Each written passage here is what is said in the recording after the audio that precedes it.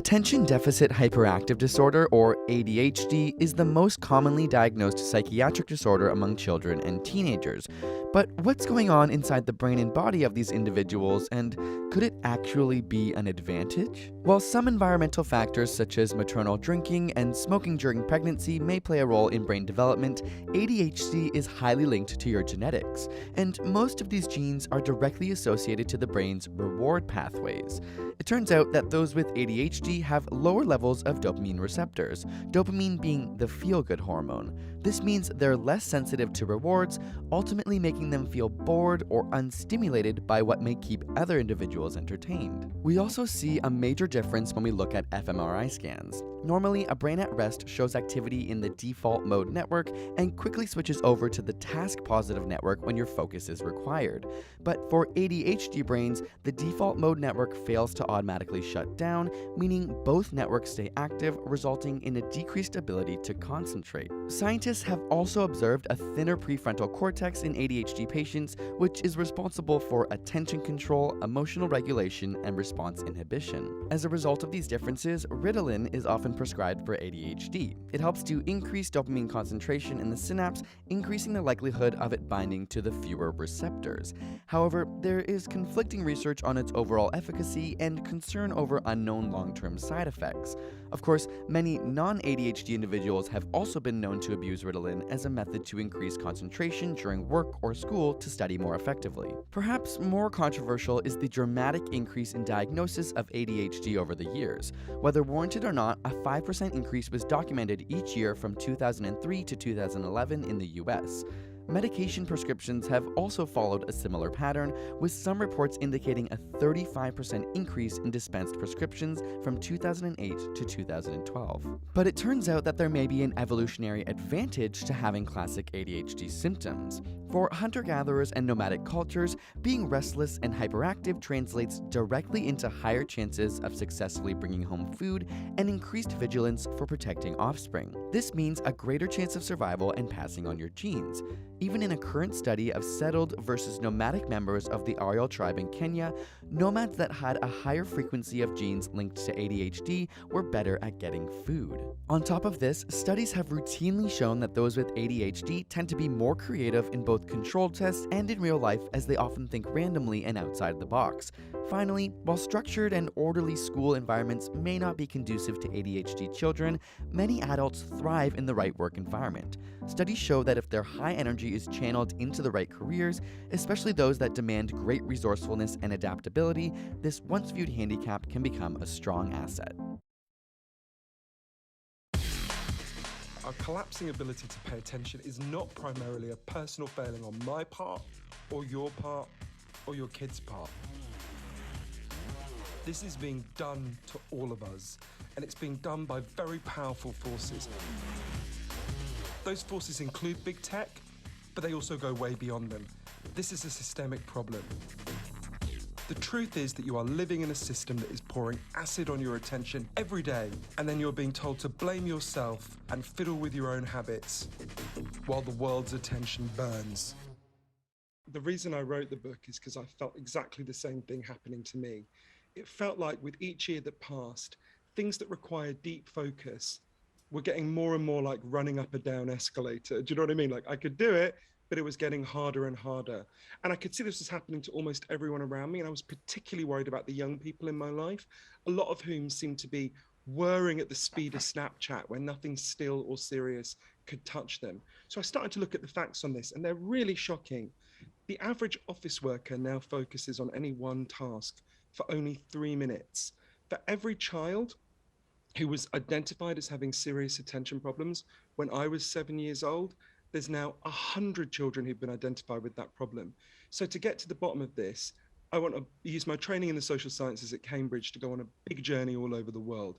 I interviewed over 200 of the leading experts on attention and focus, from Moscow to Miami to Melbourne. And I learned from them and from diving very deeply into their science that there's scientific evidence for 12 factors that can make your attention better or can make it worse. And loads of the factors that can make your attention worse have been hugely rising in recent years. So we're in a very serious attention crisis. Professor Barbara Dumeny, who's one of the leading scientists in France, said to me, it's not possible to have a normal brain at the moment. And the key thing to understand is that your attention didn't collapse, right? We keep thinking, I thought, there's something wrong with me. I'm not strong enough. My willpower isn't strong enough. Your attention didn't collapse. Your attention's been stolen from you by a really big range of forces. We've got to understand what those forces are, and they range quite widely. There's some aspects of our tech, it's not all of our tech, but they range from the food we eat, which is ruining our focus, to the sleep we no longer get, to the hours we overwork and exhaust ourselves. But once you understand these factors, we can begin to fight back in two ways. And I think of it as defense and offense. We've got to defend ourselves and our kids as individuals as much as we can. And I go through dozens of things everyone can do tomorrow. But I want to be honest with people. At the moment, it's like someone is pouring itching powder over us all day. And then it's like that person is leaning forward and going, do you know what, mate? You might want to learn how to meditate. Then you wouldn't scratch so much. To which the response is, yeah, I'll learn to meditate, but we need to stop you pouring itching powder on me. We need to take collective action to stop these forces doing this to us. And I talk about very practical ways we can do that. And I went to places from France to New Zealand that had begun doing that. So trauma is not just personal, it's also cultural and it's historical, and it's also transgenerational. And we just can't help passing it on. So if I carry trauma, I can be sure to pass it on to my kids unless I've resolved it, worked it out. And to the extent that I've resolved it, I don't pass it on. And to the extent that I haven't resolved it, we do pass it on.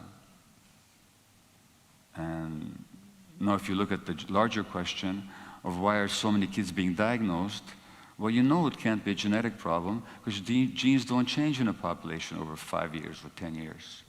So if you're seeing much more ADHD in Norway now, there's a good reason for it.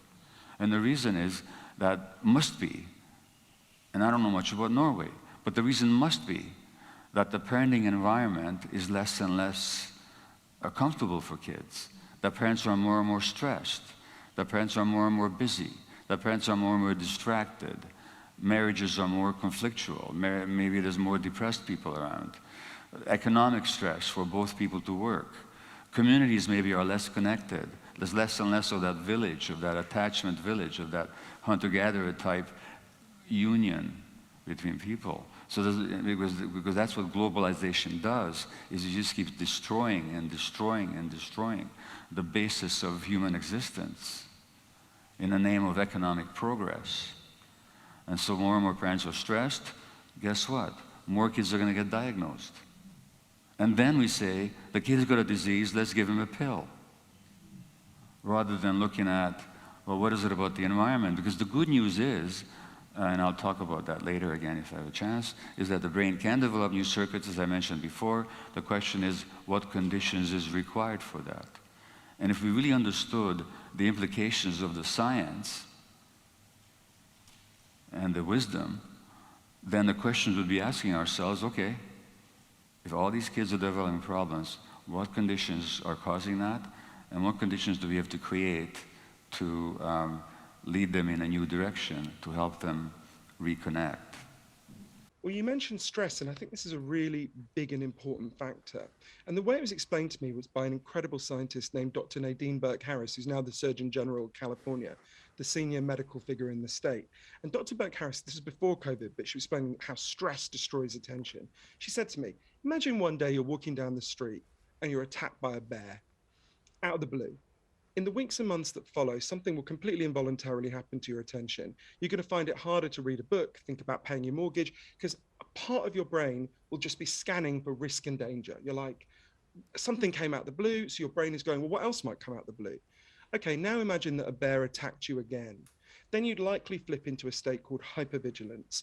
Hypervigilance is where you can't focus on things in front of you because you're just so scanned, your brain is just scanning for risk and danger. A wonderful doctor in Adelaide, Dr. John Giordini, said to me, deep focus is a really good strategy when you're safe, right? Read a book, you'll learn, you'll grow. Deep focus is a really dumb strategy if you're in danger. You'd be a fool to sit at Gallipoli reading a novel. You're not going to be around for very long. We evolved to only be able to focus when we feel safe. The other thing that they're not taking into account is that, you might be depressed for a good reason. Yeah. In other words, if you made me do a job I hated, Yeah. and I wasn't allowed to work out, or I didn't know how to eat, or 1,000 things that make me feel good, because I have to self-regulate. Yes. I'm 51, and I still have to self-regulate, because otherwise, I'll go crazy. If I didn't know how to do those things, I would probably be depressed. Now you're going to give me drugs. Well, that's not going to help me. Well, here's what I because think, what I'm man. doing, my behavior is what it is. For sure. But here's what I think. You got to recognize that kid, your son, who has that energy, that's a gift.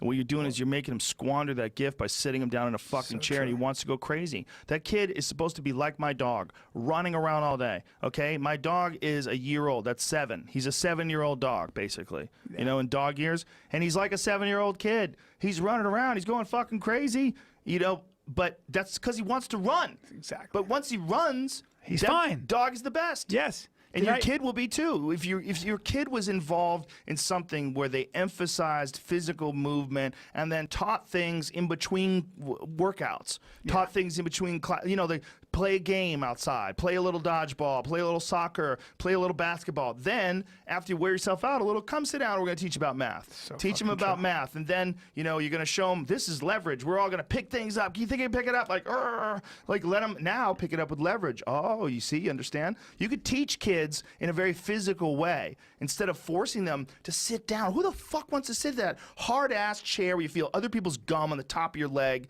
It sucks. Yeah. It sucks. You're sitting there waiting for the fucking class to be over, stuck in let some them get their room. energies out. Let them move around.